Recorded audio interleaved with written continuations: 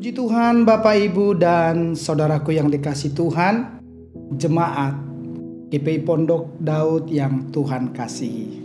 Hari ini kita akan belajar kebenaran firman Tuhan dengan satu tema, menyenangkan hati Tuhan dan manusia. Bapak, Ibu, dan saudaraku yang dikasihi Tuhan, mari kita mau melihat kebenaran firman Tuhan di dalam 1 Samuel pasal yang ke-16 ayatnya yang ke-7.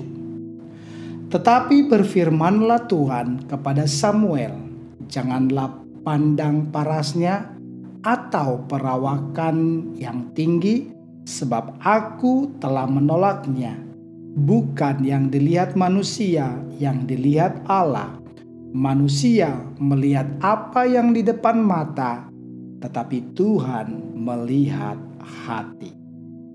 Bapak, Ibu, dan saudaraku yang dikasihi Tuhan, setidaknya ada dua pribadi yang memperhatikan saya dan saudara.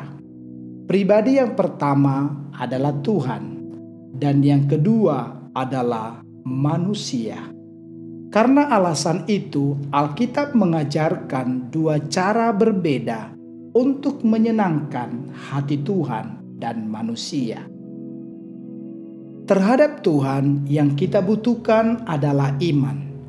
Ibrani 11 ayat 6 mengatakan, tanpa iman tidak mungkin orang berkenan kepada Allah.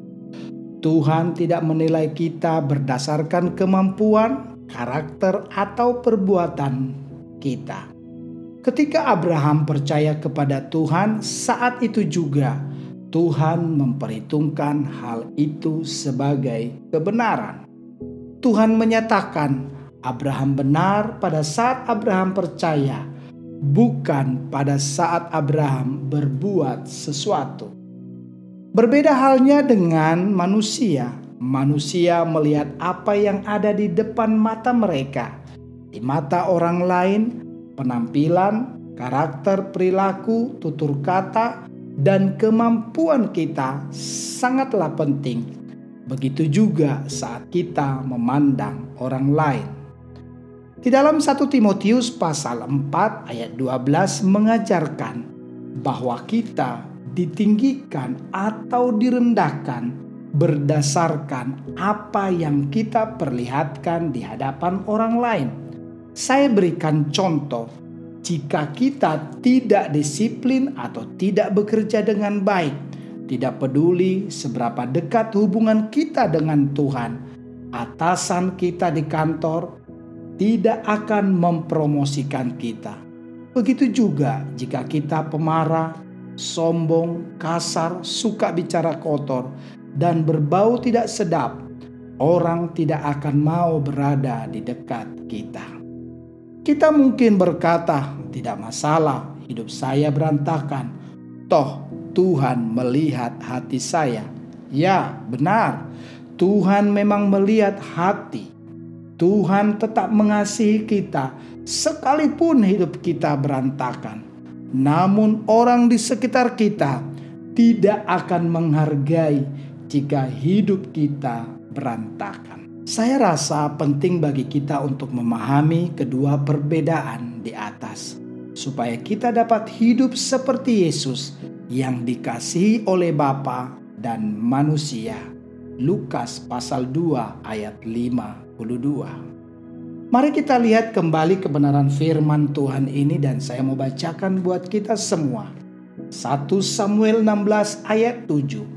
Tetapi berfirmanlah Tuhan kepada Samuel, janganlah pandang parasnya atau perawakan yang tinggi, sebab aku telah menolaknya. Bukan yang dilihat manusia, yang dilihat Allah. Manusia melihat apa yang di depan mata, tetapi Tuhan melihat hati. Saudaraku yang dikasihi Tuhan, seringkali disalahartikan oleh orang-orang yang sengaja ingin berbuat salah dan membenarkan diri dengan berkata, Tuhan kan melihat hati, apa urusannya dengan kamu? Begitulah kata beberapa orang ketika membela dirinya. Saya setuju dengan pernyataan itu Benar bahwa Tuhan melihat hati, tetapi kita perlu perhatikan bahwa firman Tuhan juga mengatakan manusia melihat apa yang di depan mata. Bapak, Ibu, dan saudaraku yang dikasihi Tuhan, itu artinya manusia melihat perbuatan, tingkah laku, keputusan, bahkan cara kita berpakaian. Selama kita hidup di dunia, hidup kita bukan hanya masalah antara kita dan Tuhan saja, tetapi juga antara kita dan sesama manusia yang lain. Mungkin dalam sehari kurang lebih kita bertemu setidaknya dengan 1-100 orang. Itu jumlah yang sangat banyak. Dan fakta yang mengejutkan adalah mereka semua melihat hidup saya dan saudara. Sungguh Tuhan yang melihat hati. Tetapi jangan lupa bahwa manusia di sekitar kita melihat teladan yang kita lakukan.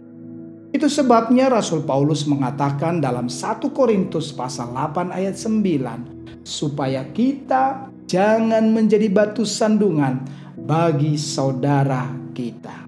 Perbuatan, tingkah laku, dan perkataan kita yang salah memang tidak lagi membuat Tuhan marah kepada kita. Namun hal tersebut dapat membuat orang mencemooh dan merendahkan hidup kita. Lebih jauh lagi, hal-hal buruk yang kita lakukan dapat membuat orang lain mencemooh dan merendahkan Yesus yang kita sembah. Mari jadikan hidup kita teladan bagi banyak orang, supaya melalui gaya hidup kita, orang lain dapat mengenal Yesus dan semakin jatuh cinta kepadanya. Dunia tidak dapat melihat Yesus. Mereka melihat Yesus yang tinggal di dalam hidup saya dan saudara. Tuhan Yesus memberkati. Shalom.